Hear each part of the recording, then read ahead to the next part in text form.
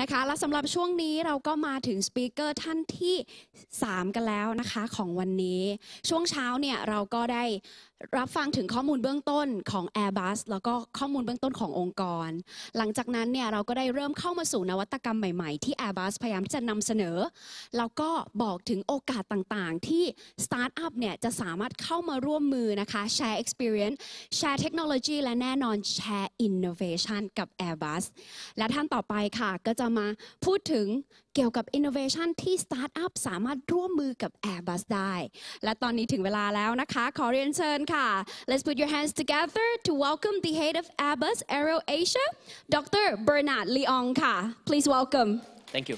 I need you for a while. Before I start my talk today, I want to find out how many of you are actually doing startups yourself. Raise up your hand. ตอนนี้มีใครทำสตาร์ทอัพอยู่บ้างไหมคะยกมือให้ดูหน่อยค่ะ Okay. How many of you are from corporate and looking for innovation? จากภาคบริษัทมีไหมคะ this way. Okay. I'm just trying to get a sense of my audience because thank you so much, and then I'm going to start. Okay.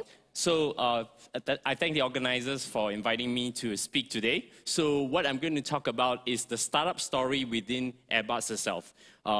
Airbus Aero is actually a startup that started in Airbus last year, and it has to deliver its minimum viable product within 6 months and find a customer to actually get revenues to be done. And I'll tell you a little bit about that story, but before that, what I'm going to do is I'm going to play a video to tell you exactly what Airbus Aero does. Let's play the video.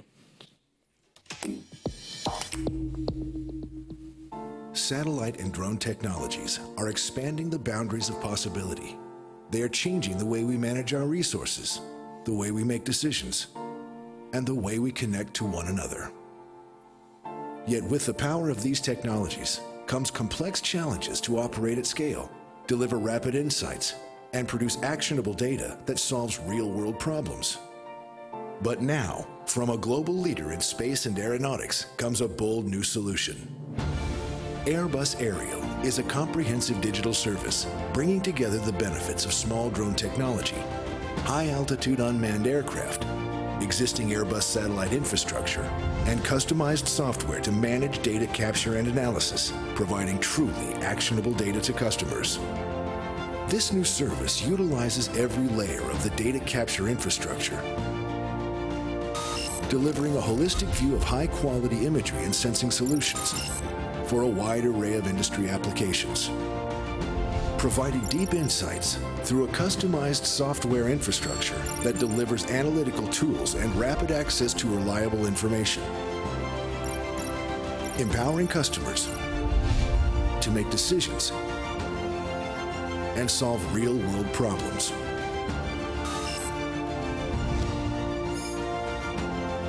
Imagine a future where the world is connected in times of need.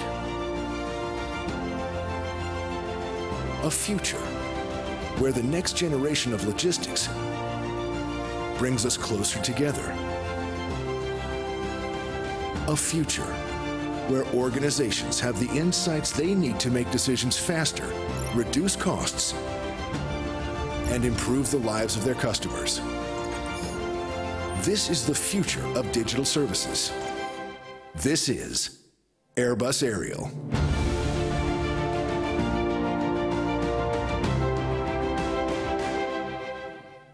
Okay.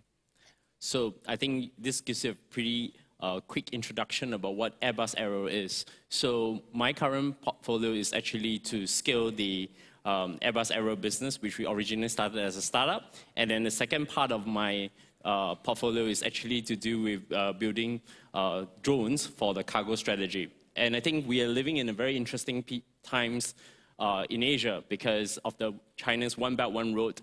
And there's a lot of opportunities, not just for big companies, but also for startups all over the world coming to Asia. So to sort of quickly just start off, I would just quickly do a quick introduction of Airbus. We are an international pioneer in the aerospace industry. We have 3 divisions. We have commercial planes. A lot of you probably will sit on the A320, A350, or even A380. We also have our defense and space division, which actually this is where our drone division is under. and we actually deal with satellite imaging and also military aircraft, and we also have Airbus helicopters. And in Asia, we are probably pretty big, and we have been focused on doing three things, is to be secure, safe, reliable, and compliant with the aviation. So we have been building planes that you can sit and you can be safe about. So we have about 129,000 employees from 135 nationalities, and we are now actually, you can see that almost 70% is actually non-Europe, even though it's a pan-European company on that. So defense and space, this is just how many employees we have and where we are. So I think the way to think about today is that I'm going to tell you that the drone started because people have started building actually military drones first. And then subsequently, in the last couple of years, you started to see a lot of consumer-built drones. I think some of you might have seen DJI drones, Parrot drones that's been out there, and they're looking for use. In the case of Airbus, we also stretch the imagination. I think Cyril have talked about innovation. We talk about our efforts with the City Airbus and the Verhana, and also the pop-up, which you see the car and the interface, the air and the land and space piece. So what I'm going to talk about today is to tell you a little bit about this particular startup business called Aero that came out from the US, and now we actually scale it up. So to start off, I'm going to tell you a little story. So the story started off from this gentleman by the name of Jesse Kelman. He basically worked for a very well-known startup called Airware, which was actually a drones as a service solution. And this particular Airware company had actually raised $100 million from the most well-known VCs in the world. You probably hear of Sequoia Capital. You probably hear about Andreessen Horowitz. You probably hear about all the big Silicon Valley players. But he discovered that in the discovery of trying to figure out how to sell a drone as a service solution, he missed out one important ingredient. And in order for drones to be able to have real-world applications, to be able to use drones to do things like agriculture, oil and gas mining, real estate, insurance, disaster recovery, he required satellite imaging. And it turns out that there are only 3 companies in the world that own that, one of them being Boeing, there is OneWeb, and of course Airbus. And they met our CEO, and he pitched the idea, and he decided that, hey, let's start it and see if it can work. So this was probably in May 2017, that was the first announcement at AUVSI, which is a very well-known trade show. We announced, and unlike all other traditional products in Airbus, usually what Airbus does is we build a product, we test it, we make it very safe and secure, and then we tell the rest of the world we have this. But this is totally in reverse. We announce the product without writing a single line of code. So we actually we tell everybody we're going to build this service, and we're going to start doing that. So what we did was we built the first line of code for the Aero data portal, which I'll tell you what we do. And then within 3 months, we actually found a customer. And I'll tell you the story, how we actually get the customer and what was the problem that we were trying to solve. And after that, once we made the first customer, we actually got additional customers. We launched in Europe, and early this year, we launched in Asia. So so I will tell you a little bit about what it is. So the idea behind Aero is that we wanted to do 2 things. So since it's a startup within Airbus, it has to do things differently.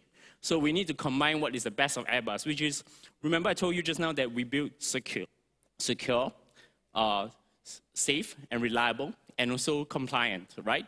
So that's what Airbus's core values are. But we want to be fast. So we want to incorporate Silicon Valley innovation inside. So one of the things we do is we deliver actionable intelligence to customers and not data. We work with our customers very deeply, and we are pretty diverse and agile culture. In fact, one of the first things we actually did is we run on Google Apps. Okay, we use Slack, we use all the tools that startups use to actually do our communication and work. And one of the things we also do believe is that in order to develop as a platform, we need to work with startups. We need to work with small and medium businesses in different countries, in different communities, in order to be able to make this business work for us. So we actually we don't need to do our own drone operations. We actually work with third-party drone service operators in the ecosystem of a particular country. Say if I'm in Australia, I work with drone operators in Australia. In Thailand, probably some of you might be drone operators. We will also work with you on that. Our core business is actually the software that delivers it at scale and making sure it's compliant with the data standards within that country. And at the same time, we will want to focus on the Airbus that we can certify the vehicles and also the data capture technologies using either satellite or drones. And we actually uses all these, the company's experience in the aero intelligence to do that.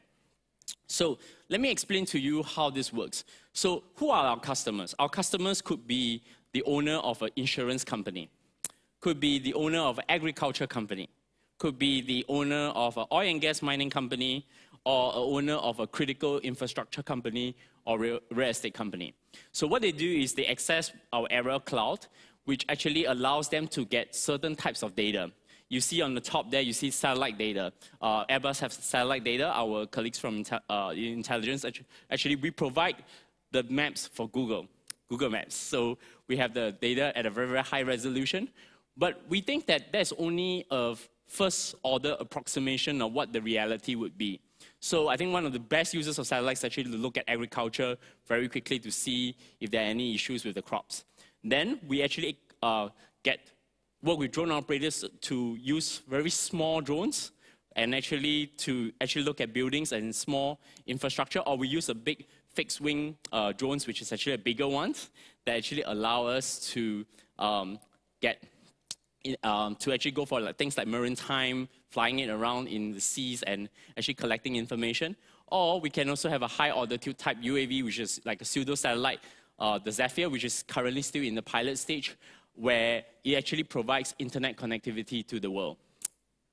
So when we built the data portal, what we wanted to do is we wanted to give the customer a uniform experience. So I'm going to start off by telling you that the very first minimum viable product that we built was with an insurance company.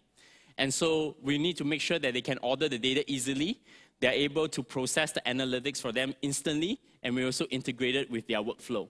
And at the same time, we needed to make sure that when our customers want something, they can get it. So if they need people to fly drones, they can actually work with our network of trained and drone operators just by pressing a button, and repeatable and consistent global data acquisition. So there are a few things that we were very specific about. We are actually drone agnostic, meaning that we do not need to use Airbus's drones. We could actually use the other drones, like for example, whether it's DJI, Autovan, SenseFly, or even Parrot.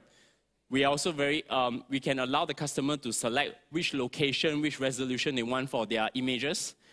We want them to deliver very quickly. For satellite, usually 24 hours or less, but for drones, 30 hours or less. Let me explain that.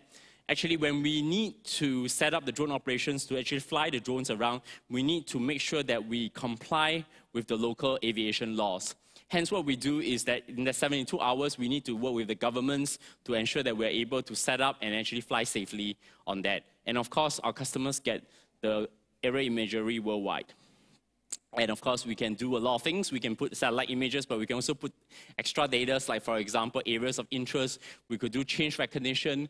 We put in the analytics to do annotation, reporting, and even data integration. So like I said before, we are drone agnostic, so we can actually use that. But I will tell you a little interesting story. If the drone that has the word Intel there. So this is a very interesting drone that we have, which is called AirCam, that is actually to use to inspect our aircraft. As you know, Airbus actually built a lot of aircraft. We fly a lot of aircraft with our aircraft lands in the airport. And what this drone does is that it has an AI chip inside. And as you know, when you land, you want to do maintenance. So what this drone actually do is it flies around the plane and it takes pictures of the plane, and immediately using the AI chip inside, it basically tries to process the images and sends out if there are any issues regarding maintenance to our team. And given that airports is a highly secure area, we can't actually have this thing to send information across the cloud, right? So in order for security, that's why we have an AI chip inside to process the data as fast as possible to send the information within the airport itself. But what was interesting is that just by doing this particular experiment, one of the airports in the US came to us and said, can you help us to scan the runways? So we actually found an additional purpose for that particular drone. So it's kind of doing startups within the company. You can actually find some very interesting applications as well. So this is our own drones. This is the Quad Cruiser. It's actually used to actually do a lot of things. It's actually do search to actually help maritime port authorities or even the Navy, the maritime police to actually help to do search and rescue, assessing coastal damage, and actually help to even look out for suspicious activity within the coastline. So this is one of our own drones. It's an electric VTOL, meaning that it can vertically lift out anywhere and fly like a fixed-wing aircraft. So it can be multi-purpose. It can be used to do cargo delivery. It can be used to do infrastructure inspection. It can fly at least 100 kilometers.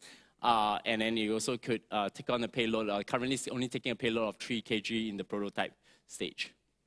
So we also have, we also think about, when we think about cargo, we also think about logistics. So this is a project that we're doing in Singapore called Skyways, which is actually a logistics flying parcel lockers using drones to transport between lockers with Singapore Post. And this is actually, we're still in the test environment, but it allows us to understand how to fly a drone in a safe urban environment where, you know, where it will feel safe for people, but at the same time, we can transport goods between 2 remote locations in a dense airspace as well. So this is one aspect of, this is the Skyways delivery solution, where the end customers like yourself can actually click, order something, and then the drone will deliver in between the parcel lockers in the base station. Another application that we're doing is that we're trying to send documents from the port out to ships, so that, so as you know that in Singapore, we are actually a port. We service about a few thousand ships every week, and hence this is a very important application, and you actually save a lot of manpower on that. So now, just to give you another thing, we talk about images. We have high resolution satellites there to give you a sense of what resolution looks like. So if I were to zoom in,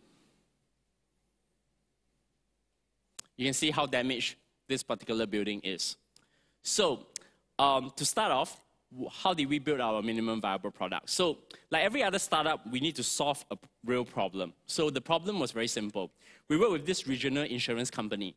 So every one of you know in Florida or any part of the south of the US, usually they have hurricanes in somewhere between May to July period, right? Now what happens after a hurricane? Homeowners will lose their homes. It typically takes about 4 weeks to actually process their insurance claims, okay? And for the insurance companies to go into these disaster recovery zones, what they usually do is that they will actually, need to send people to go in and take pictures of the houses to make sure that it's really damaged, right? In order to process a claim. So they usually pay someone about $10,000 a day, you know, just to go there and take pictures, and that's all they do. So how do we help them to solve this problem? So first of all, what we did is we first work with the insurance company to get the location of all the homeowners' insurance that in those locations. So what we know is the day before and the day after the disaster, right? So the satellite imaging, like just now what you saw, the damage, right? You can see the day before and the day after. So what we needed to do next is actually to fly the drones in and actually take photos of the homes without flying in people that they need to spend a lot of money on, right? So we can actually click onto it and see whether the damage is real or not. Now, how do we make it simple for the insurance guys? We work with them. We say, okay, let's make it more automated. We can fly the drones to collect the nearby pictures for you. We have the satellite image. We combine it together. You just need to check the homeowner's house, and then see whether is it 100%, 75%, 50%, or 25% damage, right? And immediately you just click, press process claim, and the claim is processed. So we took down 2 things. We helped them to reduce a lot of operating costs of getting people to go into insurance disaster recovery zones, because that's a very dangerous thing as well, because after disaster, it's actually very difficult to enter. But we automate that by flying drones. But the second thing we did is that we took the claims from 4 weeks down to a week. So we are solving a real customer problem. And what was interesting was that we did something even more. We asked ourselves the question, what does our customer need? Our customer actually have a lot of homeowners insurance. Can we actually use AI to actually automate that even further? So we took a step further. We learned from, we did about 5 hurricanes and a forest fire and a lot of other disasters in the US, and we're beginning to be able to triage our the claims even faster, automate and tell our customers whether these homeowners, their homes are very damaged or very little damage. So we can actually classify property damage very, very quickly. And it can be, the reporting and the assessment is now in hours and not days. And it's actually powered by AI on that. So we can also map things like, this is probably an application that's interesting in Thailand. It's probably mapping and model flood risk at large scale. That means we can able to use our satellite data together with the drone data to actually to get the assessment of where are the high flood areas during the monsoon season on that. Now, we have decided that in Asia, there's a lot of real estate. So one of the things that we are actually currently working in both US and Asia is to use it to look at building inspections. So we can help real estate owners and building authorities to do drone inspections for commercial buildings. And why do real estate owners want to use drones to access buildings? Everybody will say, well, why don't we just get someone to walk up? The challenge is the following. Actually, what the drones does is something that is actually trying to get to the areas where it is almost most difficult for humans to actually access. So you all probably won't know, right? Sometimes if you have a very tall building, somebody put these two lines and then they have this guy come in and they wipe the glass of the window. Do you know how dangerous is actually that exercise? So in order with that, we're using the drones to replace the humans. You can actually fly and actually scan the area. You can look for rust. You can even look at solar panels in some new buildings, and it can actually do a lot of inspections. So this is actually the real usage of how drone and aerial information can actually help to make that inspection much, much easier. You can use it for railways. I can tell you the story about railways. So do you all know how railways are being inspected? Basically, you take 5 people. They carry equipment with them, with screws. So let me just give you some data. For every 10,000, okay, do you know what's the major cause of railway derailment in the world? It's usually when the railway lost a screw on the railway track. So what typically do is 5 guys, they walk about 100 kilometers, then they see a missing screw with their real eyes, and then they go and replace it. Okay, of course the train is not moving on that. That's a lot of effort, and it's a job that most likely people today don't want to do, right? Because it's under a hot sun, it could be rain and difficult. So what can we do with that? So you can actually fly a drone across it, and you use the drone to take pictures of the railway line. But we have satellite image, right? So we have coordinates of exactly where that come from. So what we could do is we can tell exactly through the drone pictures and the satellite imaging, that red dot there is where a missing screw has actually been detected. So immediately the maintenance team doesn't need to walk through the entire 100 kilometers. Instead, they just go straight to the location there to replace it. So this is what you can actually do with actually dealing with infrastructure. And in Asia, we have a lot of train, railway lines, and etc. So this is what a drone can actually do on that. Of course, I've told you about the runway inspection. So the story is actually interesting. We were doing our own aircraft inspection, and somebody walked up to us and said, hey, can you use your drone to inspect runways? Yes, we should. What you do not know is that the traditional way of inspecting runways is actually a very difficult task. The guy must drive the buggy into the runway, and he has to look around for potholes and small cracks and all that, and flooding. So what you can actually do now is that you can actually close the runway and fly the drone around it, and actually take more. Actually, at a higher elevation, you can actually look for more problems within the runway itself. So this is one of the most interesting applications that we could see on that. Yep. So I've told you a lot about the story of how we started as a startup, how did we started addressing as a minimum viable product, and how do we use that minimum viable product to build out our entire business. Of course, we are always welcome. Like I said before, one of the things we do is we work with third-party drone operators, but we're also interested in working with local startups who may be interested in doing analytics in agriculture or maybe in other business. And I will look forward to hear from you. Thank you very much for your attention. Thank you very much, Doctor. I I have no idea that before the way that they inspect the railway is to just use a human eyes and do it analog. Like wow. So I think with the new technology that we're tends to introduce, it will of course save time, save money, and in the future bring you some new information. So ladies and gentlemen.